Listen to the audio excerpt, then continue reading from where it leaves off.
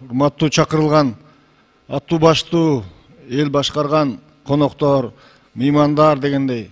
Сиздер бүгүн чында биздин комитеттин жыйынында бул колубузга материал тийбеген менен биз азыр бүгүн эле комитет чогула калып бир чечимди кабыл алып койгонго эрте.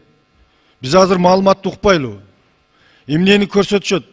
Кандай болуп Кыргыз мамлекетинин чек аралары чечилип жатат? Эгемендүүлүккө сокку болуп атабы, жокпу?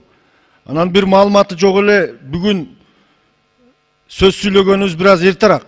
Эгер биздин комитеттин мүчөлөрү, коргоо, коопсуздук комитеттин мүчөлөрүнө ушул маселени колдоп бергиле деген чекке жетип калса, анда биз тайм-аут алып туруп чыгып кеңешебиз да. Мына алымдар отурат, машвара кылабыз.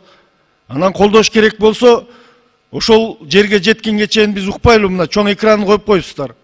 Анан аппарат, Адахам Кимсанбаевич туура айтат. Регламент боюнча 3 күн мурун берилиш керек болсо, эмне үчүн бербей атасыңар? Бүгүн эле комитеттин колу бутун кайрып колдотпай атат го деп эсептейм мен. Бул чек ара деген өтө назик нерсе.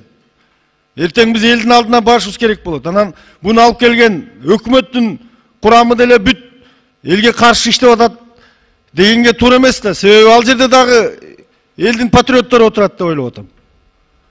Мен сунушум урматтуу төрага. Укпайлы маалыматты эмнени айтышат экен. Анан сүйлөтө койбой эле туура эмес болуп калабы деп атам.